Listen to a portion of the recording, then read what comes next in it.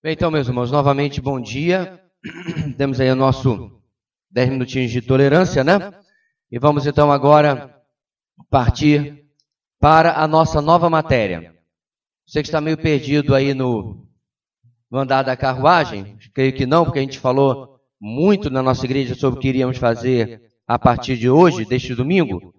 Nós vamos começar hoje, irmãos, o curso chamado Autoconfrontação, ok? Então, esse manual foi anunciado e esperado durante meses, mas algumas pessoas chegaram à nossa igreja depois. Então, se por acaso você é uma dessas pessoas, você pode fazer ali um pedido tardio, que eventualmente chega, com certeza absoluta, certo? Então, hoje, irmãos, nós vamos começar uma introdução, e o passo das nossas aulas vão ser o seguinte: você já deve ter olhado o manual, em que ele é composto de 22 lições, mais uma, porque a última, na verdade, é como se fossem uma prova, um teste, né? Então, 22 lições que nós vamos cobrir em 44 domingos, certo?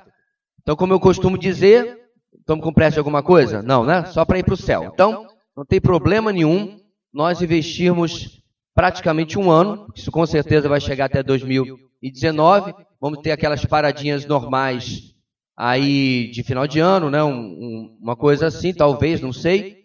Mas o fato é que a gente vai caminhando. O mais importante é que semana após semana você esteja estudando, como foi anunciado antes, e porque até vão haver tarefas que vão ser passadas hoje. Isso dito, vamos orar e pedir ao nosso Deus que nos abençoe no nosso tempo aqui nesta manhã. Deus querido, muito obrigado pela Tua palavra e pela liberdade que nós temos de estudá-la. Agradecemos, ó Deus, porque homens têm se debruçado sobre a Tua palavra para preparar materiais edificantes que realmente são comprometidos com ela. Muito obrigado, ó Deus, por esta manhã. Abençoa a Tua igreja, o nosso aprendizado. É o que oramos em nome de Jesus. Amém. Como vocês devem ter reparado, irmãos, na capa do nosso manual tem uma afirmação bastante ousada.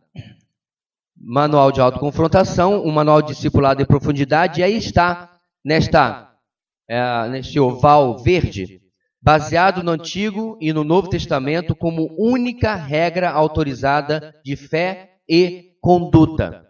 Você deve estar pensando, pastor, eu já ouvi isso aí antes. Eu concordo. Tem muita igreja, tem muita denominação, que essa mesma expressão está lá na declaração de fé.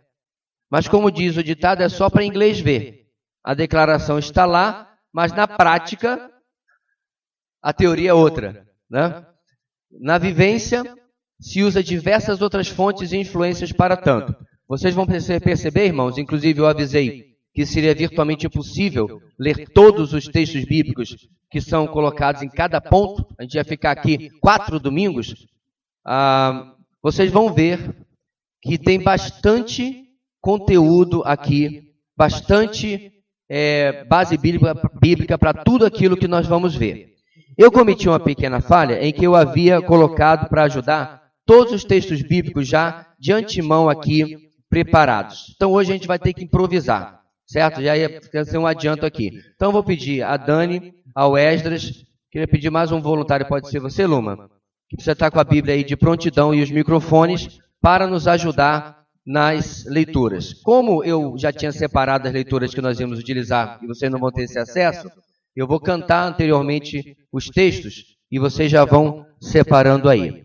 Muito bem. Na nossa página 11, irmãos, nós começamos com uma pergunta. Por que autoconfrontação? Por que autoconfrontação?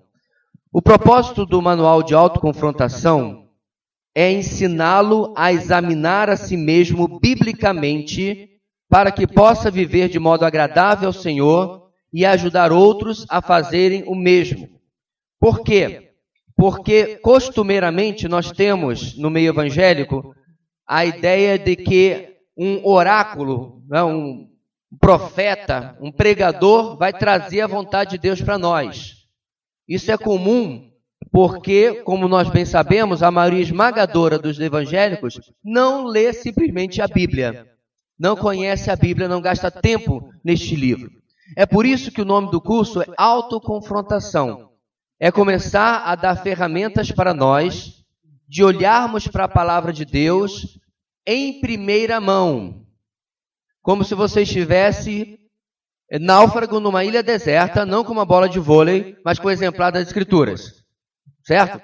Espero que você não comece a bater boca com a Bíblia nesse sentido, como no filme, mas a ideia é que este livro, o contato com a Escritura, comece a ser, meu irmão, uma experiência individual.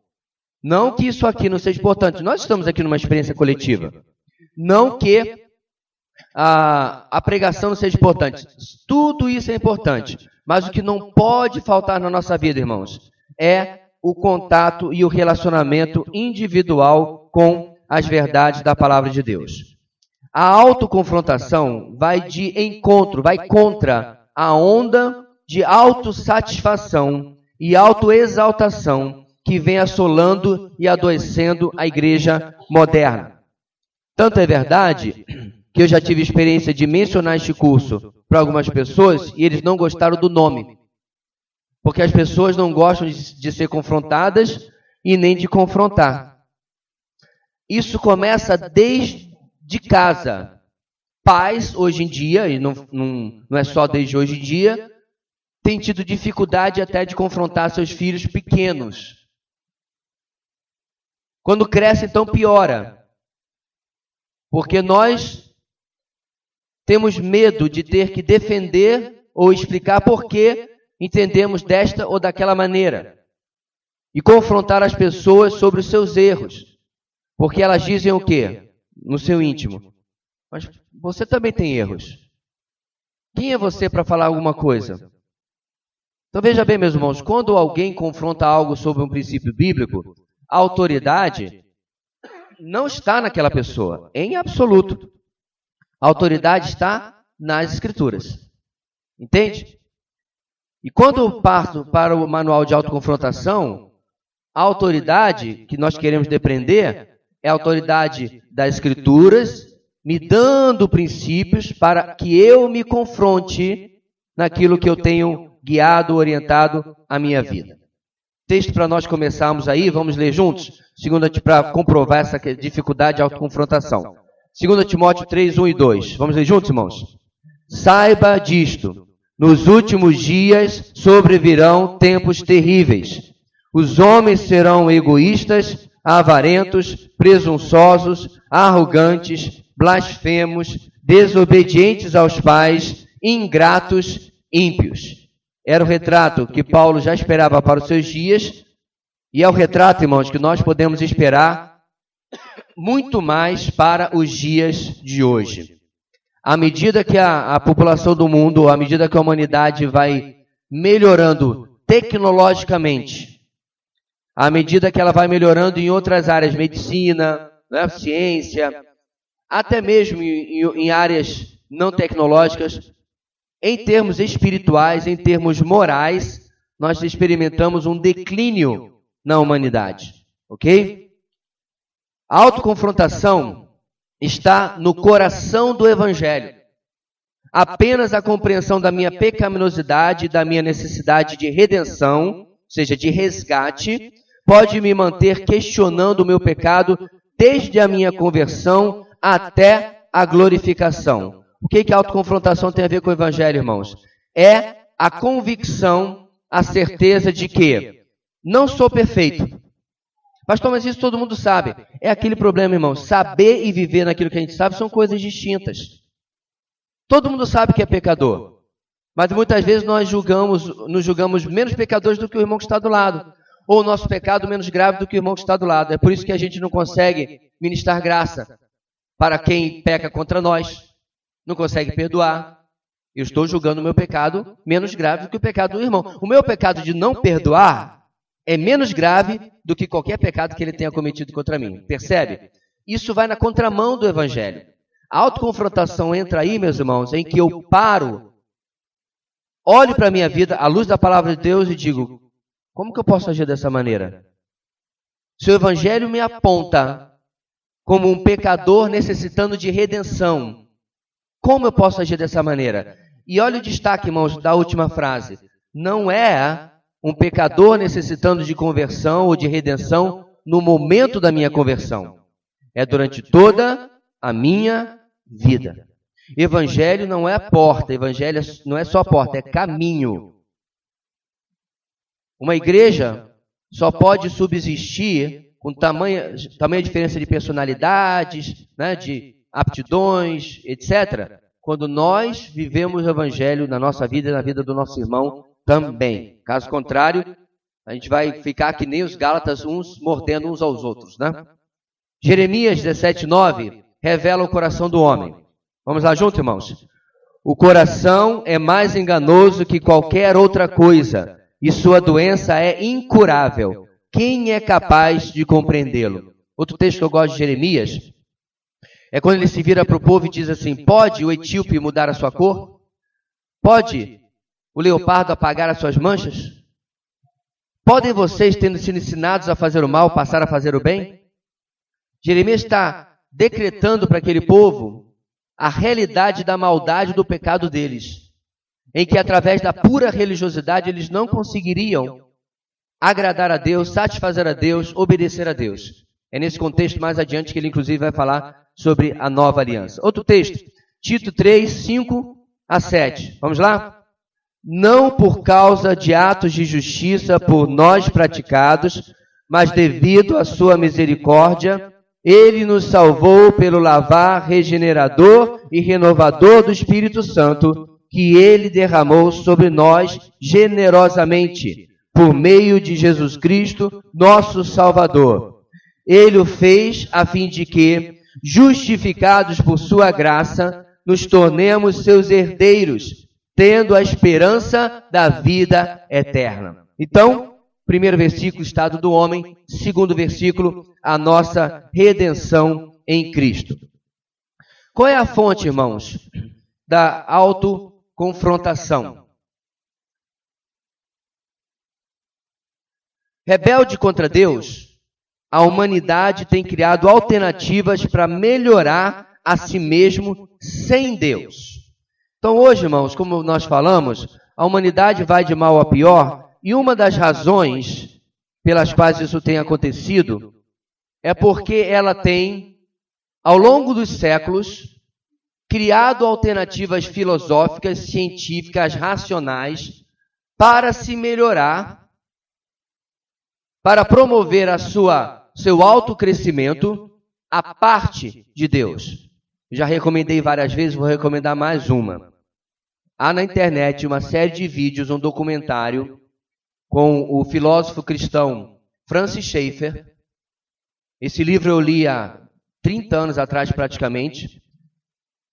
Eu não lembro como está em português agora, me foge a memória. Como então viveremos, uma coisa assim? Como viveremos, né? Em que ele faz uma análise, irmãos, desde os dias de Cristo, eu ia dizer evolução, mas é melhor dizer involução. Na involução da história, como que o pensamento humano vai tentando se aperfeiçoar à parte de Deus. Especialmente quando ele sabia já da existência de Deus e do cristianismo.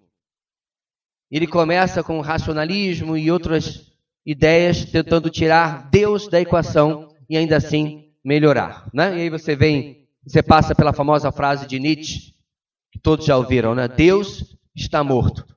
A ideia de que o homem não precisa do auxílio, do apoio, da necessidade, de nenhuma muleta, entre aspas, divina, para melhorar na vida. E assim, o homem vai buscando, a humanidade vai buscando alternativas para melhorar a si mesmo a parte de Deus. Porém, o único instrumento válido para a mudança de dentro para fora é a palavra de Deus. A Bíblia tem todas as respostas para os problemas não orgânicos do homem. Esse é o enunciado, irmãos, que nós aprendemos no curso de aconselhamento da ABCB, Associação Brasileira de Conselheiros Bíblicos. O que esse enunciado está dizendo? A Bíblia não tem resposta para câncer. A Bíblia não tem resposta para bico de papagaio. A Bíblia não tem resposta para qualquer coisa que tenha a ver com o seu corpo físico.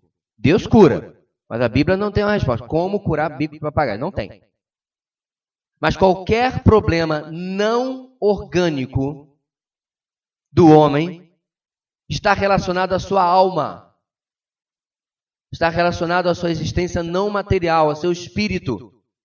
Então não reside na filosofia, na sociologia, na psicologia, em qualquer ciência humana a resposta para aquele problema. A resposta está na Escritura. Pastor, mas essas coisas não têm alguns conceitos bons? Irmãos, até relógio quebrado acerta 2 vezes por dia. E nem por isso você anda por aí com o relógio parado, né? Esperando que dê a hora que ele está certo. Se você tem um instrumento perfeito, você vai apelar para o imperfeito, tendo que garimpar o que presta e o que não presta, como? Outro problema, irmãos, é que se você pegar 10 cristãos adeptos da sociologia, por exemplo, cada um vai pegar um pedaço achando que esse pedaço é o bom. Esse pedaço é o que presta. Aí você tem uma salada de opiniões sobre o que seria mais cristão ou não dentro daquela área do conhecimento humano. Os irmãos estão me entendendo? É um campo minado. A psicologia é a mesma coisa. Qual psicologia? Qual base de pensamento? Qual pensador da psicologia você vai seguir? E qual é este que você está dizendo que bate com o pensamento bíblico? De novo, para que andar num campo minado, tentando descobrir o que presta ou o que não presta, e no meio do caminho ainda engolir uns anzóis, por não estar percebendo, quando nós temos a revelação perfeita da palavra de Deus para nós.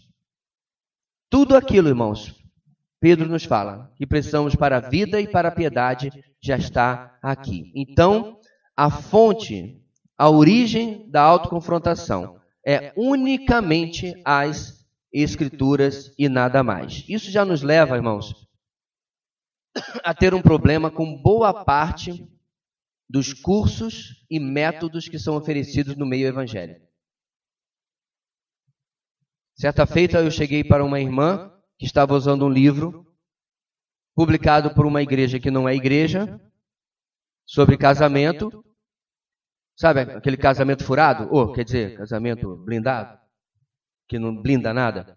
E você passa páginas e páginas e páginas e páginas até encontrar o primeiro versículo bíblico. E é um livro supostamente cristão. Tem alguma coisa errada que não está certa. Como você pode escrever sobre princípios cristãos, princípios bíblicos, sem Bíblia, sem Escritura? É uma comprovação de que, na verdade, é basicamente um livro de autoajuda ou baseado em experiências que as pessoas tiveram. Agora, não se engane. Alguns livros, muitas vezes, que você pega aí, tem versículos, estão até recheados de versículos. Mas vocês, se já leram este livro, vão perceber neste manual uma enorme diferença em que muitos daqueles versículos são usados como pretexto para comprovar coisas que, na verdade, não estão ali sendo ensinadas. Certo? Não está batendo uma coisa com a outra. Obrigado.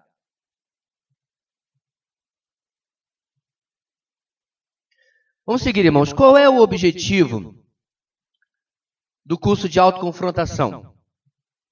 Primeiro, ensiná-lo a lidar com circunstâncias e relacionamentos a partir de uma perspectiva bíblica, para experimentar vitória e contentamento em todas as tribulações, provações e problemas, na vida. Perceba, meus irmãos, não tem nada novo aqui. Qual é o novo aqui? O objetivo, irmãos, de uma igreja, apesar que está lá, que nós devemos aconselhar uns aos outros e ajudar uns aos outros, é que eu e você precisemos desse auxílio, desse aconselhamento, como uma exceção e não como a regra. Deixa eu explicar de outra maneira. O que tem havido muitas vezes nas igrejas é que boa parte da membresia não consegue sequer engatinhar sem que alguém mova as suas próprias pernas e braços. É uma necessidade do auxílio. Lembra que eu falei do oráculo, do profeta, do irmão da igreja? Porque eu não consigo interagir com os problemas da vida biblicamente. falta maturidade, falta crescimento. Isso acontece principalmente, é fato isso, para com a pessoa do pastor. Em muitas igrejas cria-se um clero, em que a pobre da membresia, né, dessa massa que não sabe de nada, tem que ir atrás daquele profeta para ouvir aquele conselho sobre A mais B. O nosso objetivo número 1, meu irmão, é que, sim, você deve pedir ajuda aos outros. Algumas semanas atrás, irmãos, eu gastei 2h30 conversando com um colega. Nos ligamos, ele está fora do Brasil, nos ligamos pela internet, pelo WhatsApp mesmo, e foram 2 horas de desabafo, de compartilhar, de parceria. Não há problema nisso. O problema é quando essa é a regra da sua vida. Você não consegue olhar para o problema da vida, para os problemas e as circunstâncias, e dar uma resposta bíblica para ele e para si, de como proceder. Porque falta a você conhecimento, profundidade, subsídio bíblico para tanto. Entende a diferença? Então, um dos objetivos é ensinar você a lidar dessa maneira com circunstâncias e relacionamentos a partir de uma perspectiva bíblica. Ok? Segundo, prepará-lo para ajudá-lo biblicamente, ou para ajudar biblicamente outros com seus problemas. Está vendo só? Não é isolacionismo. Aqui e acolá, sempre você vai encontrar um irmão mais imaturo, mais novo na fé, e que você pode ser ajuda, instrumento na vida dele. Alguns meses atrás, um irmão me procurou, em que ele, depois de uma mensagem aqui na igreja, ele resolveu que iria buscar servir a Deus para ajudar as pessoas. Só que ele tentou ir na marra, digamos assim, na força de vontade, o que já é muito bom, né? Porque nem força de vontade alguns têm, mas na força de vontade. Então, o primeiro que apareceu com conflitos e problemas na frente dele, ele já partiu para dar uma opinião e aconselhar, só que no processo ele percebeu que ele não sabia o que falar. Ele percebeu que ele estava começando a tirar coisa daquela palestra de administração que ele teve no trabalho, e teve um cara lá que deu coaching na empresa e tal, porque faltava o que, irmãos? Subsídio bíblico. É por isso, irmãos, que nós precisamos aprofundar da palavra para beneficiar a nós e aos outros também. Em lugar de ficar dando conselho de biscoito da sorte chinês. Nós fornecemos aos outros a ajuda que venha única e exclusivamente da palavra de Deus. Então nós temos, irmãos, esses dois objetivos. É um objetivo próprio, ok? E depois um objetivo de outro, ok? Então eu primeiro, para depois poder ajudar os outros. Eu me amadureço, me aprofundo, me confronto. E a partir daí, eu serei capaz de ajudar outros também. Ok? Tudo isso que nós estamos vendo até agora, irmãos, está nas páginas antes da nossa lição, que foi até orientado que você lesse também. Muito bem. Como me preparar para cada aula? Isso aqui é importante, a gente vai passar rapidinho, mas é imprescindível para que você, como eu falei, não fique boiando aqui durante a aula. Como me preparar? Primeiro, separe tempo. Não se trata de um curso rápido. Algumas lições chegam a 20 e outras quase a 30 páginas completas ou repletas de ensino profundo e referências bíblicas. Está faltando a letra C aí. Então, meus irmãos, sábado à noite, às 11h30, não dá.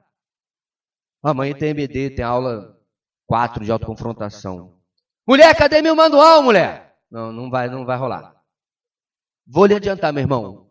Como já disse anteriormente, você jogou dinheiro fora, mas pelo menos você tem um livro do tamanho de uma lista telefônica na sua casa. Você vai sair daqui com uma tarefa para cada dia da próxima semana.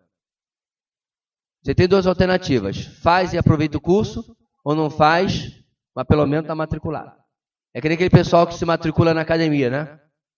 Compra roupa de marca, compra testeira. Eu de testeira devo ficar lindo, né? Aquela coisa assim. mas nunca levantou um supino na vida, nunca fez um crossover, nada. Não adianta. Você precisa se preparar para essa aula. Separe tempo. 2. O volume de referências bíblicas é realmente massivo. Caso não consiga ler todas, confira pelo menos parte delas. Ou seja, não leia só o enunciado. Não é o enunciado, irmãos, que tem o objetivo de transformar a vida. É Bíblia. Não esqueça, a mudança bíblica vem pela palavra e não por um manual ou livro. Ok? Então nós usamos sobejadamente manuais feitos por homens consagrados e piedosos. Mas o irmão sabe, por A mais B, que nesta igreja não é só a escritura, só na palavra, não. Então você precisa ler as referências para entender por que aquele enunciado está explicando aquilo que está explicando. Ok? 3. Faça anotações. Se não comprou, compre um caderno. Você está recebendo muitas informações. Anote as que mais lhe chamaram a atenção, aquelas que sejam totalmente novidade para você. E, é claro, anote as dúvidas também. Ok? Então, não tem muito espaço, a não ser que você goste de escrever na lateral assim, no próprio manual. Seria interessante você comprar um caderno ou alguma coisa para fazer suas anotações. 4. Faça resoluções. À medida que o Espírito Santo falar a sua vida, responda com decisões e resoluções. Não fique na inércia. Nós sabemos muito bem, meus irmãos, qual é a ilustração que Jesus dá para aquele que ouve as suas palavras e não as pratica. É semelhante ao quê? O homem que constrói sobre a areia. Então, não, pastor, eu vou esperar as 22 lições, ano que vem eu vou fazer um apanhado. Não vai. Pode escrever que você não vai. Tem que ser no atacado, tem que ser no varejo. De domingo após domingo e tomando resoluções práticas diante da palavra de Deus. Só para ilustrar, irmãos, o que é uma resolução prática? Diante desta lição eu vou ser um crente melhor. Não, essa não é uma resolução prática. Aliás, essa não é resolução nenhuma. O que é um crente melhor? Então, depois dessa lição eu vou me consagrar mais. O que é se consagrar mais? Uma resolução prática é algo que você pode se cobrar. Fiz ou não fiz? É algo que você pode medir. Eu fiz porque eu completei aquilo que eu disse que eu ia fazer. Então é algo palpável, não é algo tão genérico, né? Que não pudesse ser exemplificado na sua vida. Ok? Então agora, irmãos, nós vamos chegando realmente a nossa primeira lição. Então peço que você abra aí o seu manual para a página número 17.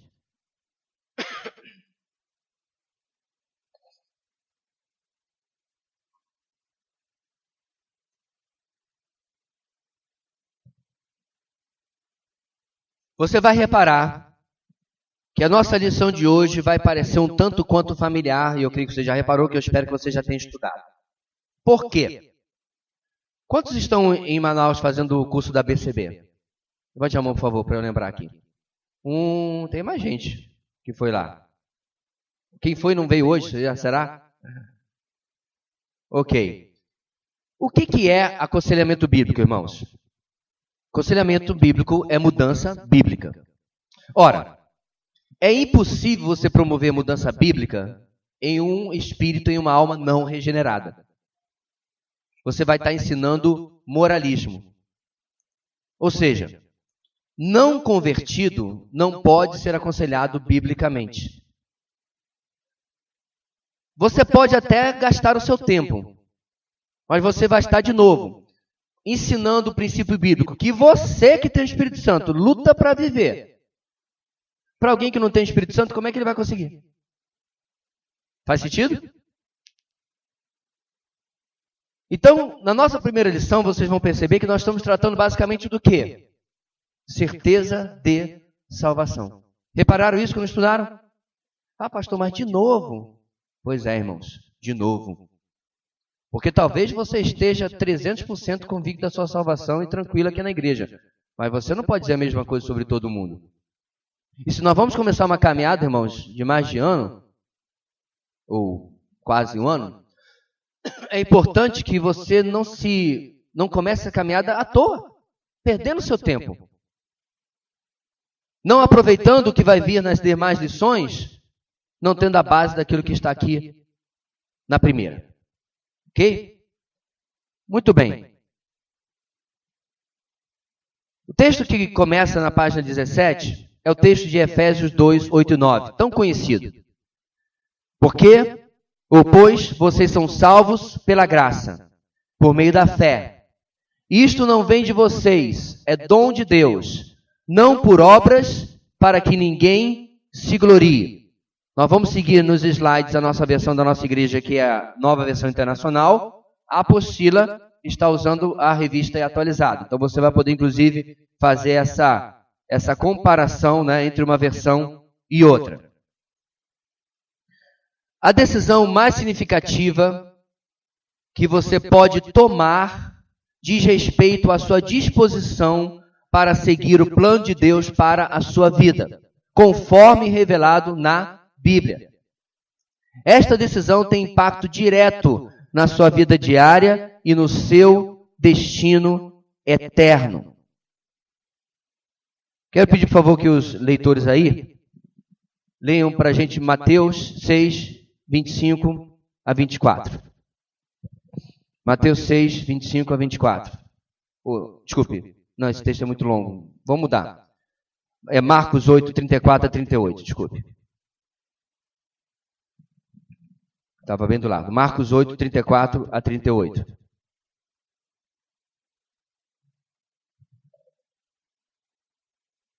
Dani, de repente se pudesse ficar mais perto deles aí para compartilhar o microfone, então.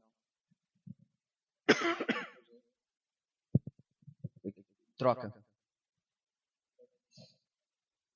Então ele chamou a multidão dos discípulos e disse: Se alguém quiser acompanhar-me, negue-se a si mesmo.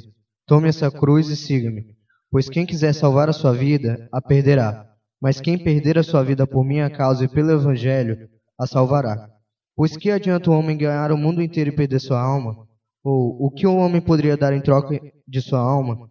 Se alguém se envergonhar de mim e das minhas palavras nesta geração adulta e pecadora, o Filho do Homem se envergonhará dele quando vier na glória de seu Pai com santos anjos.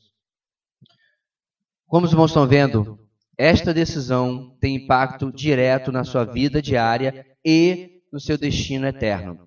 A salvação nesse texto, irmãos, não é apresentada apenas como uma coisa futura, mas uma coisa que já começa a intervir na nossa vida agora.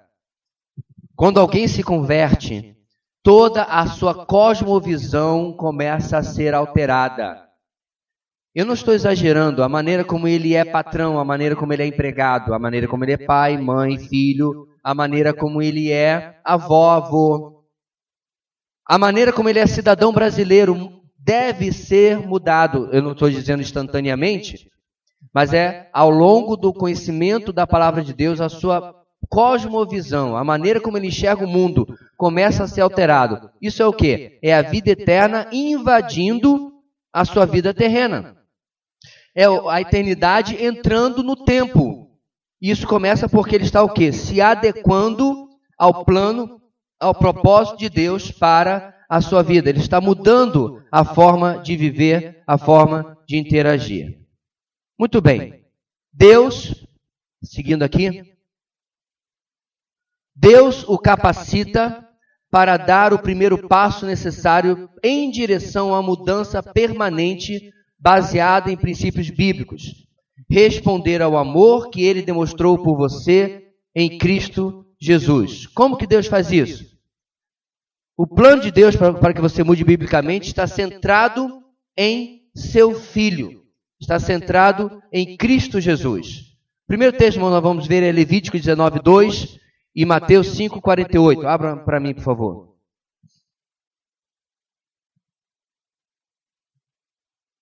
Nós estamos agora na página 19, irmãos.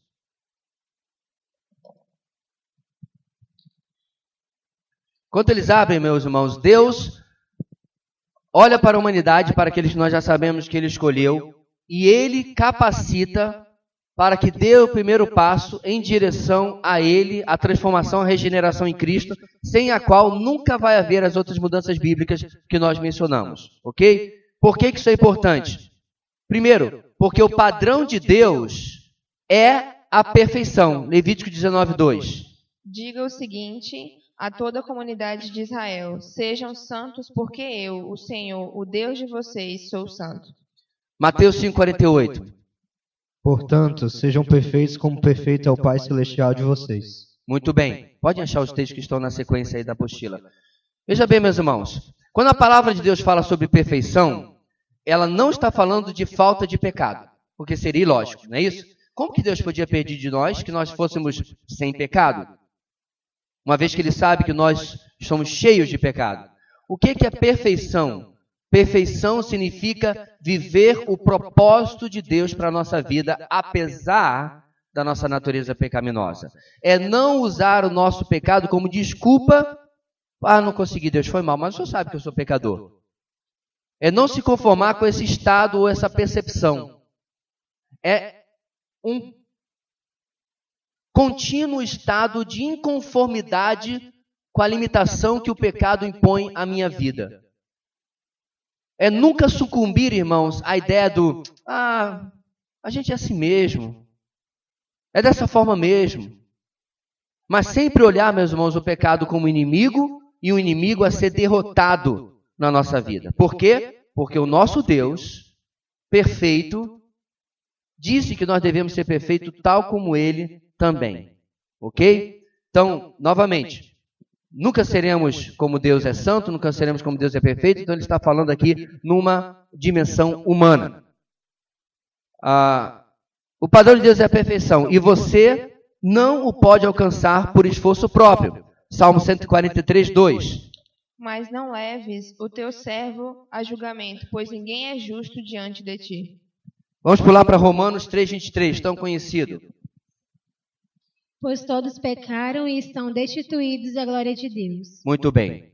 Então, meus irmãos, o esforço próprio, a capacitação própria, nunca vai produzir não apenas salvação, mas também vitória sobre o pecado na nossa vida. É o quebrantamento, é colocar-se diante de Deus como necessitado da sua graça, que são as ferramentas que Deus proporcionou para que nós consigamos isso. Seguindo o nosso texto, você não pode salvar a si mesmo, Provérbios 29. Quem poderá dizer, purifiquei o coração, estou livre do meu pecado? Muito bem. Nem depender de outro ser humano qualquer para redimi-lo. Salmo 49:7. Homem algum pode redimir seu irmão ou pagar a Deus o preço de sua vida.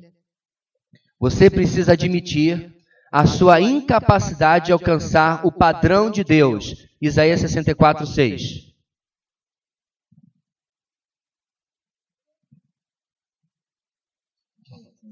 Somos como o impuro, todos nós. Todos os nossos atos de justiça são como trapo imundo. Murchamos como folhas e como o vento as nossas iniquidades nos levam para longe. Eu sei que alguns desses conceitos, nós vamos agora para Atos 2:38 e 3:19. São sobejadamente repetidos em nossa igreja, mas irmãos, a apostila coloca isso porque boa parte dos evangélicos não consegue entender o alcance do pecado na sua vida. Deixa eu colocar uma coisa para os irmãos. Quando nós estamos aqui na exposição de Juízes, eu mencionei já 2 ou 3 vezes que apesar dos erros daquelas pessoas do passado, nós devemos lembrar que no lugar deles, provavelmente nós faríamos a mesma coisa. Eu estou dizendo isso para vocês porque quando eu era mais novo na fé, eu li o Antigo Testamento e eu ficava inconformado. Como esse povo pode fazer isso? Eu realmente achava que ia ser Josué, Caleb e Joversi. Eu realmente achava, sim, com toda sinceridade, que eu ia ser um dos valentes de Davi. Eu ia. Nós sempre nos achamos menos pior do que os outros, especialmente gente que vai fazer aquilo que você se já leu, que vai acontecer, por exemplo, em Juízes. Como esse povo acabou de ver aquelas maravilhas. Se fosse eu lá no Mar Vermelho, eu estava cantando junto com Miriam. Será? Então, esse que eu li no começo de lição, irmãos, é para reenfatizar de que, dada as devidas circunstâncias, nós somos capazes de qualquer pecado. Outro dia alguém estava avaliando a omissão de parte da igreja cristã na época do Terceiro Reich, na Alemanha nazista. Eu não concordo com a atitude deles. Meu ídolo daquela época é Dietrich Bonhoeffer, que era um teólogo que era parte da resistência. Eu não concordo com a igreja que ficou caladinha na sua e deixou o nazismo crescer. Mas, por outro lado, eu sei que alguns deles eram pais de família e tinham medo de morrer e deixar seu filho passar fome. Eu não estou justificando, mas eu estou explicando como que a natureza humana racionaliza e chega até o pecado. E eu estou dizendo o seguinte: quem garante que eu estaria lá na resistência com Bonhoeffer em lugar de ficar caladinho na igreja cantando Castelo Forte e o Terceiro Reich correndo solto? Quem garante? Nós sempre achamos que nós vamos estar do lado certo da história, do lado certo da obediência. E a lição começa a mostrar, meus irmãos, que a nossa natureza não nos ajuda muito nessa decisão, não. Muito pelo contrário, ela é um tiro no pé. Porque, repetindo as palavras de Davi, em pecado fui concebido, em pecado me concebeu a minha mãe. E ele reconhece isso depois de ele ter aprontado tudo aquilo que ele já havia aprontado com Batseba e com Urias. Provavelmente a opinião dele agora é bem diferente do que era antes. Antes ele talvez se achava, né? Agora ele está dizendo, olha o que eu sou capaz de fazer. E eu sou capaz de fazer, porque desde o meu nascimento eu já estou debaixo do pecado. Porém, irmãos, graças a Deus nós sabemos que a história não acaba aí. Olha o que a lição diz. E se arrepender do seu pecado. Atos 2:38. Pedro respondeu: arrependam-se e cada um de vocês seja batizado em nome de Jesus Cristo para perdão dos seus pecados e receberão o dom do Espírito Santo. Muito bem. 3:19, mesmo livro. Arrependam-se, pois, e voltem-se para Deus, para que os seus pecados sejam cancelados. Então, meus irmãos, o arrependimento que tem ficado tão ausente, infelizmente, na pregação do Evangelho hoje, é fundamental para nós vencermos a nossa condição pecaminosa. O arrependimento não é apenas pelo pecado cometido, mas pela nossa disposição em cometê-lo. Ok? Quem confessa tentação se antecipa a confessar pecado. O texto continua, meus irmãos, e reconhecendo a sua condição de perdido e crendo sinceramente de todo o coração no Senhor Jesus Cristo, você recebe o dom da vida eterna. Vamos ler o texto de João 5:24, para não ler os dois outros que são mais óbvios e mais conhecidos. João 5:24 fala sobre esse dom da vida eterna que nós recebemos em Cristo. Eu asseguro, quem ouve a minha palavra e crê naquele que me enviou tem a vida eterna e não será condenado, mas já passou da morte para a vida. Muito bem. E o perdão dos seus pecados, o texto que nós já lemos, já está repetido aí, Atos 2:38, pela graça e misericórdia de Deus. Então, meus irmãos, aqui está um resumo de como deve ser o nosso relacionamento com o pecado, como ele deve ser tratado, arrependimento e mudança pela fé em Cristo Jesus, coisa pela qual eu sei a maioria de nós, pela graça de Deus, já passou e já experimentou. Nós estamos reenfatizando que toda transformação que nós queremos na nossa vida não tem como começar sem a experiência de conversão. Ok? Muito bem. Embora a vida eterna seja um presente, muitos a rejeitam. Esse é o título que você encontra na página número 20. Embora a vida eterna seja um presente, muitos a rejeitam. Vamos ler, irmãos, João 1:9-12, texto muito conhecido, que fala de qual foi a recepção do Senhor Jesus, de um lado, mas qual foi aquela que ele recebeu dos seus, de outro. João 1:9-12. Estava chegando ao mundo a verdadeira luz, que ilumina todos os homens. Aquele que é a palavra estava no mundo, e o mundo foi feito por intermédio dele, mas o mundo não o reconheceu. Veio para o que era seu, mas os seus não receberam. Contudo, aos que o receberam, aos que creram em seu nome, deu-lhes o direito de se tornarem filhos de Deus. A disposição do homem, meus irmãos, é sempre contrária a Deus, ok? É o que nós chamamos da doutrina da depravação total. A gente cobriu isso com bastante detalhes no nosso retiro de carnaval. O vídeo está lá, se você quiser rever depois. Agora, Deus faz o anúncio, o chamado geral, preste atenção, a toda a humanidade pela proclamação do Evangelho. Agora, esse chamado geral, via de regra, vai ser rejeitado pela natureza humana.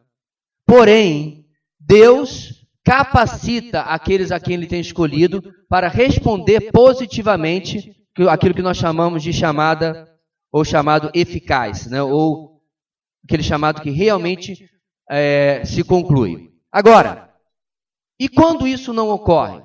Aí é que nossa lição começa a discorrer, meus irmãos, os problemas de lidar com transformação quando você não passa pela primeira mudança, que é a conversão. Nosso primeiro ponto, nós lemos o seguinte, olha lá. Se você ainda não estabeleceu um relacionamento pessoal, sincero, que significa o quê? Honesto, puro e genuíno, com o Senhor Jesus, você tem um problema espiritual que somente Deus pode resolver. Fora desse relacionamento, você está. E nós vamos começar a explicar onde você está. Deixa eu dizer uma coisa para vocês. Eu estava, há 2 ou 3 anos atrás, na Conferência Fiel. E o pastor Steve Lawson, um pregador que eu admiro muito, estava pregando. Na Conferência Fiel, irmãos, subentende-se que você tem lá pastores e líderes. Sabe o que ele fez no final da mensagem? Ele fez um desafio à salvação. Eu não posso pressupor que na nossa EBD, aqui nas 9 da manhã, cada um de nós seja convertido. Você tem que examinar o seu coração. Então, se você está aqui essa manhã, você comprou a apostila porque a sua esposa falou para comprar, seu esposo falou que queria, ou o pastor encheu a paciência para você estar na EBD, que bom. Porque agora você vai ter a oportunidade de examinar a sua vida. Paulo falava isso em uma das suas cartas. Vejam se realmente vocês estão na fé. Gato que nasce em garagem não é automóvel. Participar de uma igreja que prega a palavra, seja saudável, que seja bíblica, pouco importa, não garante a você nenhum privilégio de salvação. Você precisa examinar a sua vida. A transformação, na falta de outra palavra, vou usar uma forte, nojo para com o pecado, há desejo pela vontade de Deus. Há o que nós vamos ver a partir agora, irmãos, da letra A, olha lá. Porque se houver isso, na verdade você está do outro lado. Fora desse relacionamento com Jesus, você está, em primeiro lugar, letra A, irremediavelmente separado de Deus. Veja bem, meu querido, você não está mais ou menos separado de Deus, não existe. Só existem 2 categorias de ser humano no planeta Terra. Os que pertencem a Deus e os que não pertencem a Deus. As pessoas se enganam com a índole das pessoas. Porque esquecem que deste lado das pessoas que pertencem a Deus, tinha um ladrão da cruz. Ele pertencia a Deus a partir daquele momento, mas ainda era um ladrão. Perdoado. Mas se ele entregasse o currículo dele em qualquer lugar, a única coisa que ele poderia colocar é experiência profissional, ladrão. Por outro lado, você tem dessa parte da humanidade que não pertence a Deus, gente muito boa, gente caridosa, que fala manso, que nunca se ira. Porque religião funciona para eles. Meditação, né? Já viu o Dalai Lama? Que simpatia de velhinho. Mas tem que se converter. Precisa se render a Cristo como Senhor e Salvador. A mídia baba, né? Que homem, que pacifista, resistindo à China opressora, protegendo o Nepal. Vai para o inferno. Não é o que a Bíblia diz, meus irmãos. Então o objetivo dessa lição é nos chocar com a realidade de que só há salvação em um meio, e esse meio é uma pessoa. E sem esta pessoa, letra A, irremediavelmente você está separado dele. Efésios 2, 1 a 3, fala sobre o estado do ser humano. Preste bem atenção nos 3 inimigos, nos 3 escravizadores do ser humano sem Cristo. Efésios 2, 1 a 3. Vocês estavam mortos em suas transgressões e pecados, nos quais costumavam viver quando seguiam a presente ordem deste mundo e o príncipe do poder do ar, o espírito que agora está atuando nos que vivem na desobediência. Anteriormente, todos nós também vivíamos entre eles, satisfazendo as vontades da nossa carne, seguindo seus desejos e pensamentos. Como os outros, éramos por natureza merecedores da ira. O mundo, a carne e o diabo, as 3 escravidões que você está sem Cristo. Está tudo aí nesse texto de 1 a 3. Tudo aí. Dá para pregar uma semana. Tanto conteúdo que tem aí. Esse é o estado separado de Deus. Romanos 5,12. Letra B. Espiritualmente morto em seu pecado. Lembra da música que nós cantamos? Pode um morto se levantar? Não. A Bíblia diz que quem está sem Cristo está espiritualmente morto em seu pecado. Romanos 5,12. Portanto, da mesma forma como o pecado entrou no mundo por um homem, e pelo pecado a morte, assim também a morte veio a todos os homens, porque todos pecaram. Muito bem, essa morte não é apenas morte física, mas é principalmente a morte espiritual. Romanos 8, 7, letra C. Você também está hostil para com Deus. Hostilidade é inimizade para com Deus. Romanos 8, 7. A mentalidade da carne é inimiga de Deus, porque não se submete à lei de Deus, nem pode fazê-lo. Muito bem. Seguindo letra D, 2 Coríntios 4, 3 e 4. 2 Coríntios 4, 3 e 4 vai dizer que nós estamos, ou aquele que está sem Deus, sem Cristo, está cegado por Satanás. Cego? Cegado por Satanás. Mas se o nosso evangelho está encoberto, para os que estão perecendo, é que está encoberto. O Deus desta era cegou o entendimento dos descrentes para que não vejam a luz do Evangelho da glória de Cristo, que é a imagem de Deus. Ou seja, meus irmãos, não é a pantomima, não é o coral bonito, não é o pregador entusiasmado que vai tirar a cegueira das pessoas, é o Espírito Santo. Eu me lembro, irmãos, de cada conversão em que a pessoa, às vezes, falava errado, o evangelista, simples, com a Bíblia surrada. 10 minutos depois, o pecador estava de joelho chorando. Não é método, não é convencimento humano.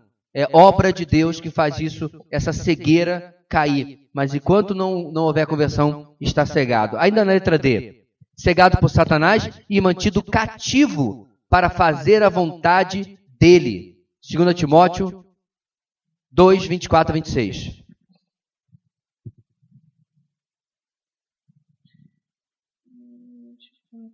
Ao servo do Senhor não convém brigar, mas sim ser amável para com todos,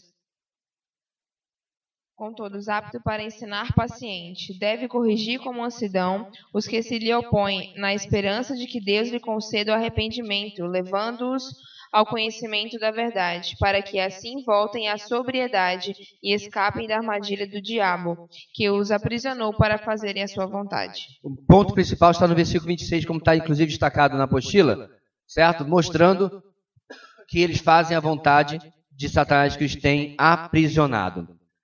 Letra E, João 8,34 e 2 de Pedro. A letra E vai nos ensinar o seguinte: destituído de poder para vencer o controle do pecado em sua vida. Então veja bem, meus irmãos, todos nós somos influenciados pelo pecado. A diferença é que sem Cristo, esta pessoa está à mercê do pecado, ok? Sem conseguir suplantá-lo. João 8,34. Jesus respondeu: digo-lhes a verdade, todo aquele que vive pecando é escravo do pecado. Muito bem. 2 de Pedro 2,19. Prometendo-lhes liberdade, eles mesmos são escravos da corrupção, pois o homem é escravo daquilo que o domina. Pronto. O homem é escravo daquilo que o domina. Então, meus irmãos, veja bem, uma coisa é o nosso pecado, que acontece, que infelizmente é uma luta constante na minha vida, na sua vida. Outra é a pessoa que é permanentemente escravizada por algo ou parte ou uma área da sua vida e nunca consegue vencer isso. É esse tipo de questionamento que a pessoa precisa ter. Será que eu realmente nasci de novo? Será que realmente eu fui liberto?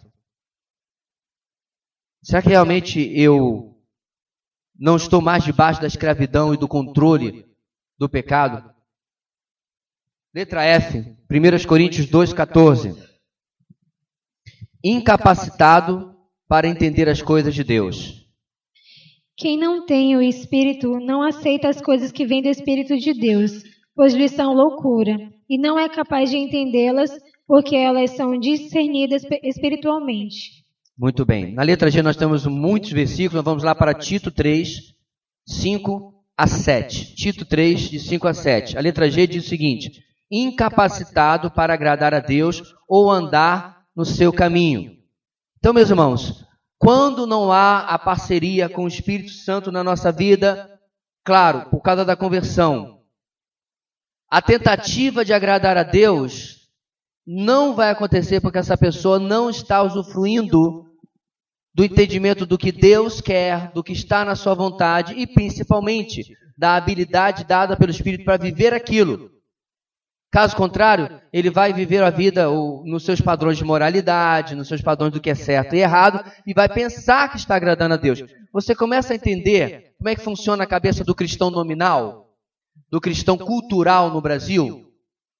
No fundo, ele sabe, irmãos, o que é certo e errado. Ele não é um tapado. Então ele começa a viver uma vida de regras, porque ele quer agradar a Deus. Até que essas regras lhe sejam difíceis de obedecer. Aí ele não tem a habilidade do Espírito Santo para ir contra a sua vontade e obedecer. Vou dar um exemplo. Há um tempo atrás nós conversamos com uma mãe que se diz cristã, mas aí finalmente descobriu que seu filho é homossexual. Até então, a opinião dela sobre o homossexualismo era a opinião bíblica. Até então. Muda por quê? Agora é o meu filho. Ninguém está falando que ela tem que odiar o filho dela. Ninguém está falando que ela tem que bater no filho dela, jogar o filho dela fora, até porque já é um homem adulto. Meu ponto aqui é que o princípio mudou porque a religiosidade dela é simplesmente cultural. Ela não tem o poder do Espírito, pelo poder da palavra de Deus, para moldar as suas convicções em submissão ao que Deus deseja. Voltando ao ponto G, ela é incapaz para agradar a Deus ou andar no seu caminho. Finalmente, irmãos, letra H. Incapacitado para viver uma vida espiritualmente significativa e frutífera. Texto tão conhecido de João 15. Permaneçam em mim e eu permanecerei em vocês. Nenhum ramo pode dar fruto por si mesmo se não permanecer na videira. Vocês também não podem dar frutos se não permanecerem em mim. Eu sou a videira e vocês são os ramos. Se alguém permanecer em mim e eu nele, esse dará muito fruto, pois sem mim vocês não podem fazer coisa alguma. Se alguém permanecer em mim, será como um ramo que é... Se alguém não permanecer em mim, será como um ramo que é jogado fora e seca. Muito bem, irmãos. Tais ramos são apanhados, lançados ao fogo e queimados. Leia os fascículos. Muito bem. Então, irmãos, como os irmãos percebem, tudo isso que nós lemos deve ser o contrário daquele que anda com Deus. Amém? Simples, né?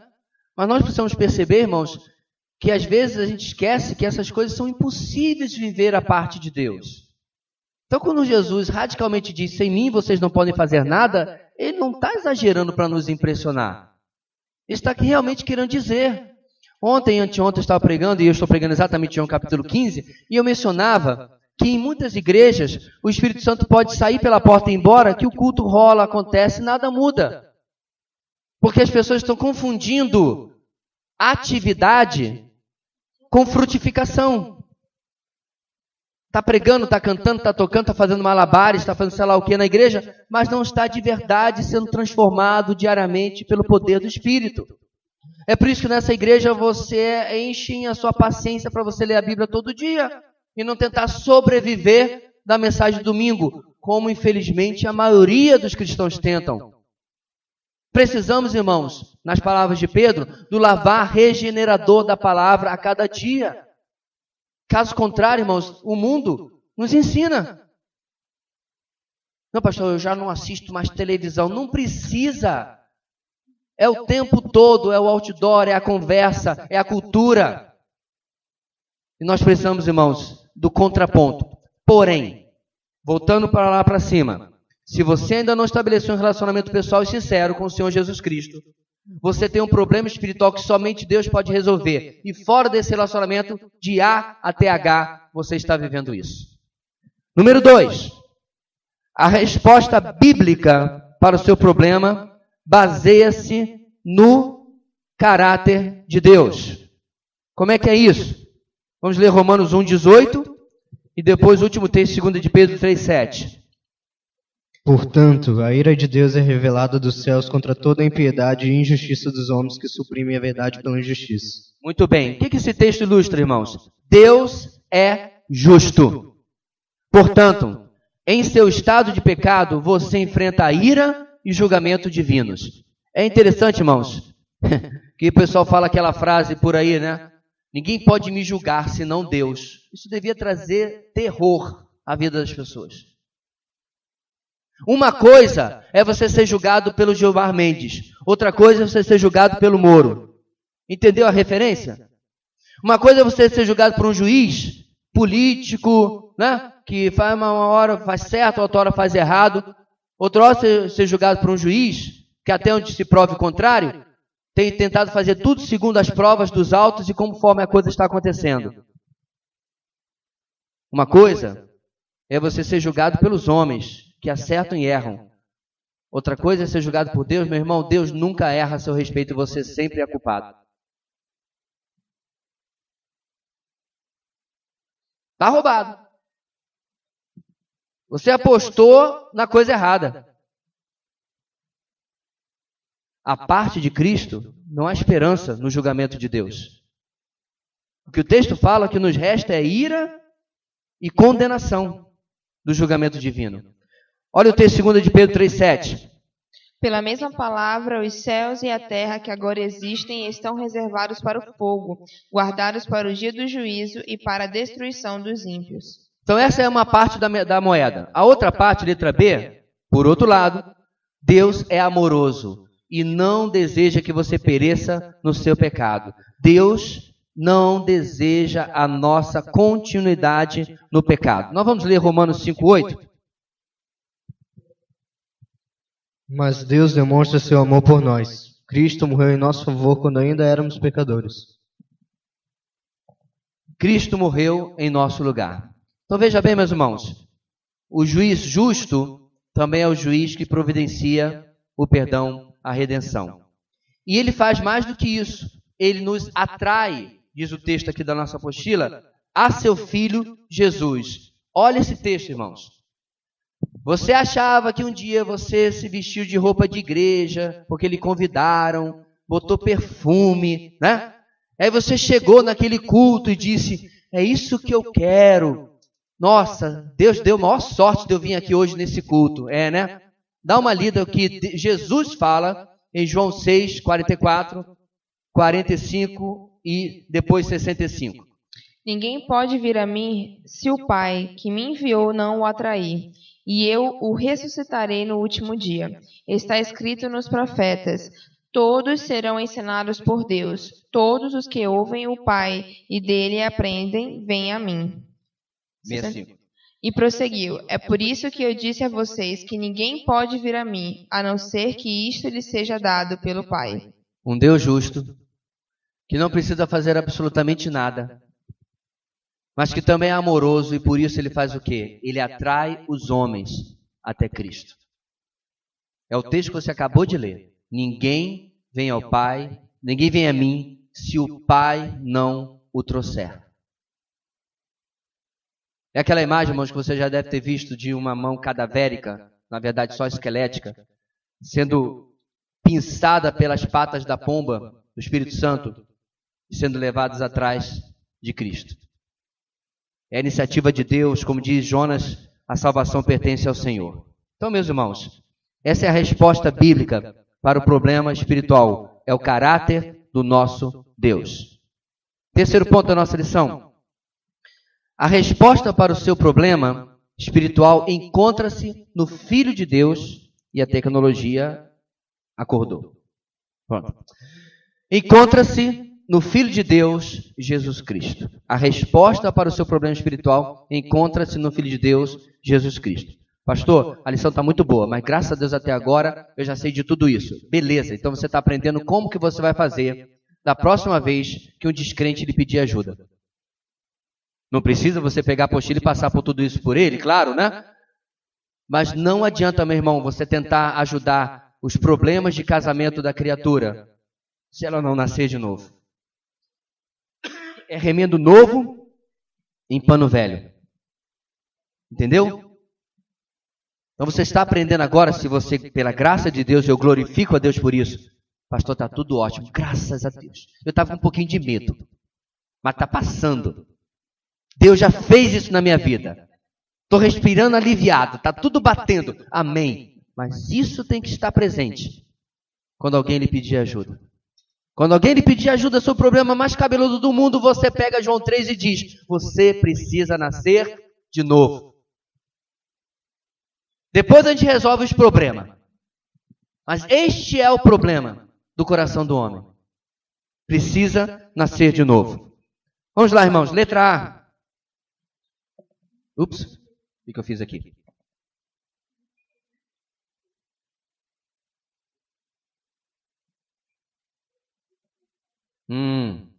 Querendo me enganar, é? Muito bem. Pelo seu amor gracioso e misericordioso, Deus deu seu Filho unigênito, Jesus, como? Está em itálico ali, irmãos. Qual é a palavra? Única resposta para a condição espiritual de perdido. Atos 4:12, depois 1 de João 4:10. Irmãos, na sua apostila está em itálico, fiz questão de botar o itálico ali também. Única. Pastor, todo evangélico sabe disso. Será? Você tem certeza disso? Eu não tenho certeza nem que todo batista sabe disso. Porque supostamente é uma denominação muito bem embasada na Bíblia, né? Vamos ver como é que a gente pode colocar isso à prova? Quando você oferece para alguém que não conhece a Cristo um curso para melhorar o casamento dele, antes de apresentar o Evangelho, será que você realmente crê que ele é a única resposta? Enquanto você tenta remendar o casamento dos outros sem a pessoa ter nascido de novo?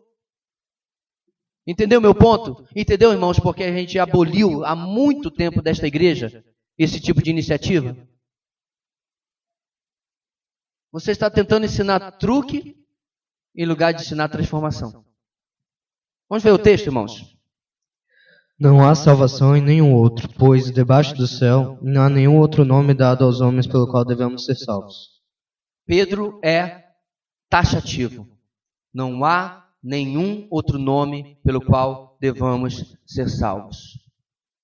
E se você procurar na internet, você vai encontrar pessoas que se dizem cristãos combatendo isso daqui. Está preto no branco.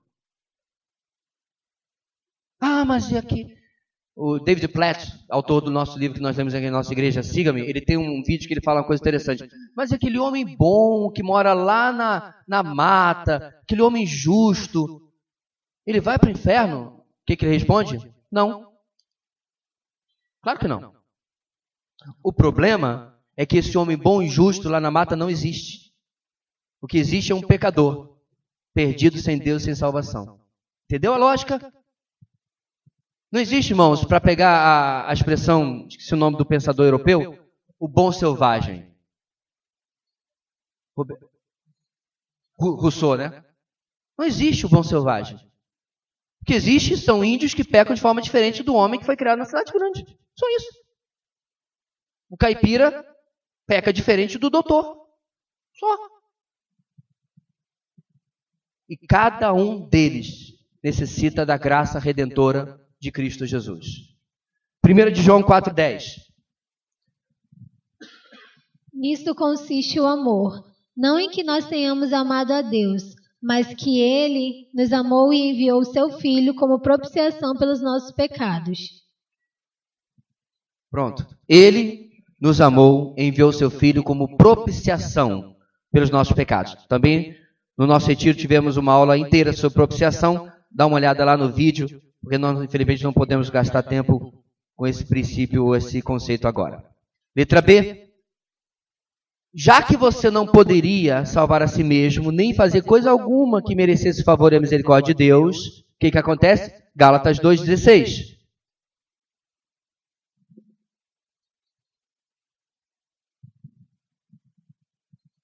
Sabemos que ninguém é justificado pela prática da lei, mas mediante a fé em Jesus Cristo. Assim, nós também cremos em Cristo Jesus para sermos justificados pela fé em Cristo, e não pela prática da lei.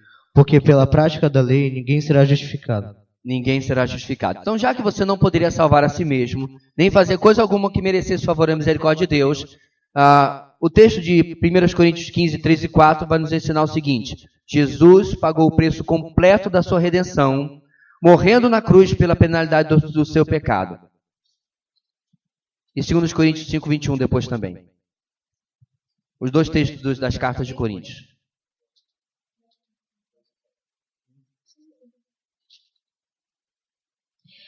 Pois o que primeiramente lhes transmiti foi o que recebi, que Cristo morreu pelos nossos pecados, segundo as Escrituras, foi sepultado e ressuscitou no terceiro dia, segundo as Escrituras, e apareceu a Pedro e depois aos 12. 2 Coríntios 5, 21. Deus tornou pecado por nós aquele que não tinha pecado, para que nele nos tornássemos justiça de Deus. Texto maravilhoso. Então, meus irmãos, fechando aqui esse pensamento da letra B, a obra foi única e exclusivamente de Cristo e foi completa, plena para cada um daqueles que encontram-se com Deus. Letra C. Por meio da ressurreição de Cristo dentre os mortos, Deus aceitou e aprovou a morte sacrificial do Senhor pelos seus pecados. Romanos 1, 4. Depois Romanos 6, 9. E mediante o Espírito de Santidade foi declarado Filho de Deus com poder, pela sua ressurreição dentre os mortos, Jesus Cristo, nosso Senhor.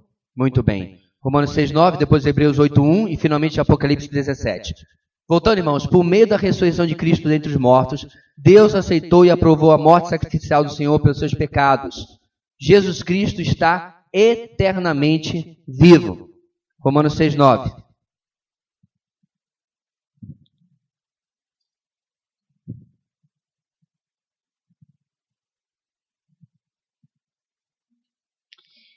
Pois sabemos que, tendo sido ressuscitado dos mortos, Cristo não pode morrer outra vez. A morte não tem nenhum domínio sobre ele. Por que esse ponto está aqui, irmãos? Porque quando Paulo fala em Coríntios capítulo 15 sobre o Evangelho, o que ele menciona no Evangelho? Aceita Jesus? Levanta a mão? Não. Ele menciona a morte de Cristo pelos pecados e a ressurreição que comprova que tal morte foi aceita. Você já parou para pensar que isso muitas vezes está ausente do nosso evangelismo? A gente não fala da ressurreição, ou fala muito pouco. Agora, alguns meses atrás, nós tivemos, ou um mês e pouco atrás, o pastor David Bledsoe, aqui, alguns foram da igreja, né, falando sobre evangelismo pelo relacionamento. Lembra? Muito legal. E eu gostei muito que ele destacou qual é o caráter, ou o que é o evangelho. Mas eu fiquei muito triste, irmãos, que ali na aula ele perguntou, o que é o Evangelho? E as pessoas tiveram dificuldade de explicar o que é o Evangelho. Pastor, mas a ressurreição é tão importante assim? Claro, irmãos. A morte é o inimigo final. Nosso inimigo circunstancial aqui na nossa vida, sim, é o pecado. Mas você reconhece como que a morte é terrível, não é verdade? E Paulo, inclusive, diz, se a nossa esperança em Cristo é somente para esta vida, nós somos homens dignos de pena, que estão jogando a nossa vida fora. Vai viver a vida. Chuta o pau da barraca. Solte-se. Não se reprima. Eu só viajou, né? Entende? Mas nós somos seres eternos. Isso tanto é fato, irmãos, que quando Paulo pregava para pessoas extremamente inteligentes em Atenas, ele não deixou a ressurreição dos mortos de fora. Não vou falar sobre ressurreição porque eu conheço. Paulo era inteligentíssimo. Ele conhecia o pensamento greco-romano. Ele podia antever que mencionar a ressurreição não ia cair bem. Mas Paulo não adapta o evangelho. Paulo não deixa um elemento de fora para agradar a sua audiência. Ele prega todo o evangelho, inclusive a ressurreição dos mortos, e aí é quando o pessoal começa a rir dele. Só você conferir lá no texto de Atos. Ou seja, irmãos, a ressurreição tem um papel importantíssimo na compreensão da obra de Cristo na nossa vida. Continuando, irmãos. Então, Jesus Cristo está eternamente vivo e é Senhor sobre todas as coisas. Apocalipse 17, 14.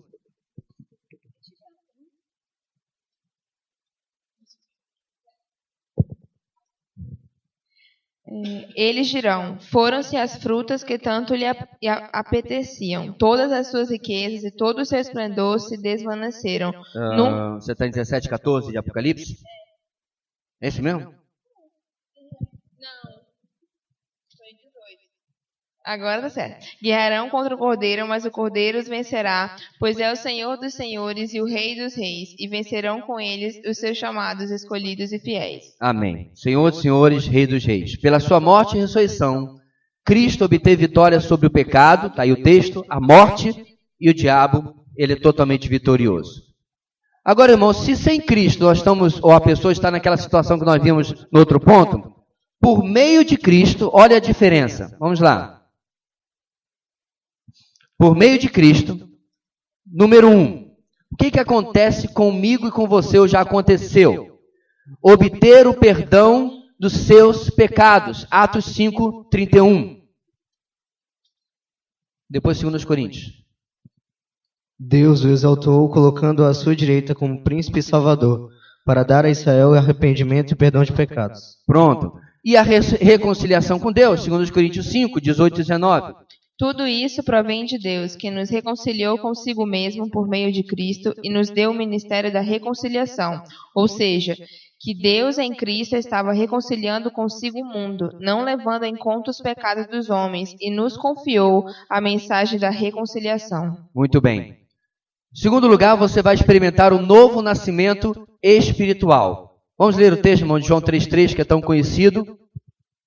Em resposta, Jesus declarou: digo-lhe a verdade, ninguém pode ver o reino de Deus se não nascer de novo. Você conhece, essa é a história do encontro de Jesus com Nicodemos. O homem que deveria saber isso aqui de cor e salteado, mas não sabe, porque ele conhece a letra, conhece aquilo que a palavra de Deus fala, mas não o seu significado, seu entendimento.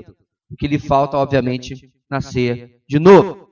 Número 3, receber a vida eterna, Romanos 6, 23. Receber a vida eterna pelo gracioso dom divino da fé. Pois o salário do pecado é a morte, mas o dom gratuito de Deus é a vida eterna em Cristo Jesus, nosso Senhor. Ótimo. Texto que, se você não decorou ainda, não sei o que está esperando. Certo? Fundamental na vida cristã e importantíssimo no evangelismo. 4. Ter acesso a Deus. Efésios 2, 18, depois de Efésios 3, 11 e 12.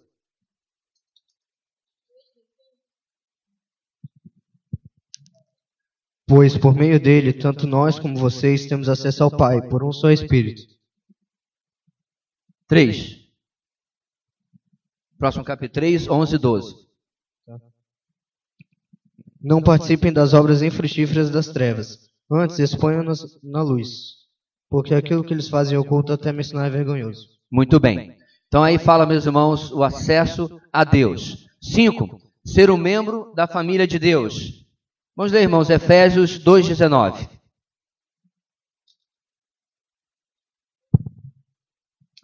Portanto, vocês já não são estrangeiros nem forasteiros, mas concidadãos dos santos e membros da família de Deus. Muito bem. E isso, meus irmãos, é um tremendo de um privilégio. Aonde nós estivermos no mundo, praticamente, nós encontraremos alguém de outra nacionalidade, de outra cultura. Eu já tive essa experiência maravilhosa algumas vezes, em que em pouco tempo conversando, você nota a diferença. Incrível. Incrível. Não sabe que eu estive em 2004 em Singapura? 60 e tantos irmãos de diversos países, dezenas de países diferentes. Em poucos dias convivendo, nós já tínhamos uma cumplicidade, uma parceria, porque o Espírito é o mesmo. É incrível, irmãos, como que você está debaixo da mesma palavra, do mesmo Espírito, da mesma família, provoca assim, tem uma diferença na sua vida, marcante, realmente marcante. Muito bem, número 6.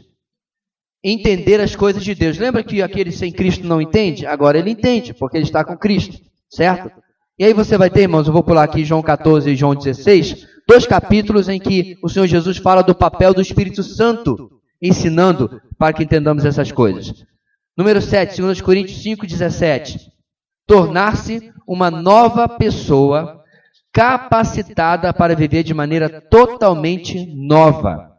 Tornar-se uma nova pessoa capacitada para viver de uma maneira totalmente nova. Portanto, se alguém está em Cristo, é nova criação. As coisas antigas já passaram, eis que surgiram coisas novas. Texto extremamente conhecido. E finalmente, irmãos, número 8, receber poder para mudar, amadurecer à semelhança de Cristo e crescer no conhecimento íntimo de Deus. Certo? Vamos ler, irmãos, Filipenses 1:6.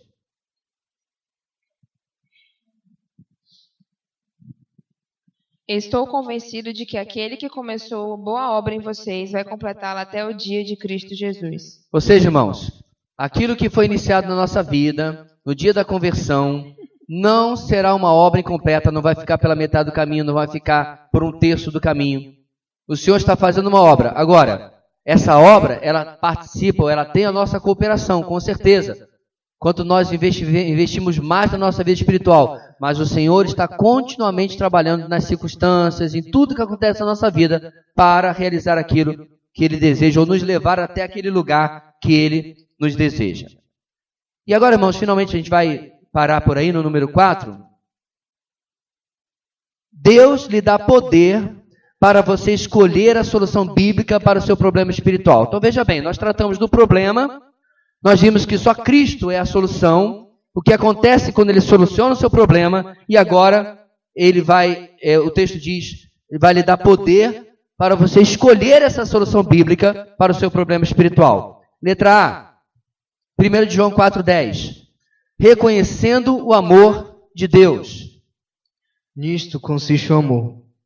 Não em que nós tenhamos amado a Deus, mas em que Ele nos amou e enviou o seu Filho como propiciação pelos nossos pecados. Muito bem. Reconhecendo o amor de Deus e aceitando a verdade divina conforme revelada no Senhor Jesus Cristo. O que diz João 14,6?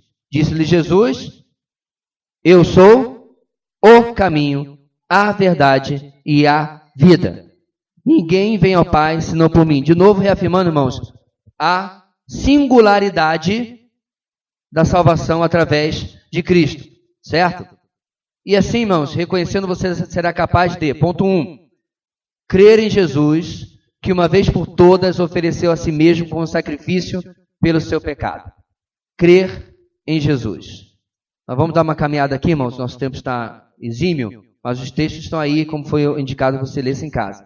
2, arrepender-se do seu pecado. Está repetido os textos de Atos 2, 38 e 3,19, onde Pedro diz à multidão que eles precisavam de arrependimento. Deixa eu dar uma pausa aqui, irmãos. No seu evangelismo, na sua luta contra os seus próprios pecados, esta é a palavra-chave da vitória: arrependimento. Provérbios diz: aquele que confessa seu pecado e abandona, prospera. E aquele que esconde, já sabe o que acontece, né? Arrependimento. Arrependimento, muitas vezes, irmãos, não é o tópico aqui, vai incluir até mesmo confissão. E eu não me refiro apenas a Deus, que isso é óbvio, confissão até mesmo a homens, se assim for necessário. Vamos lá. Número 3.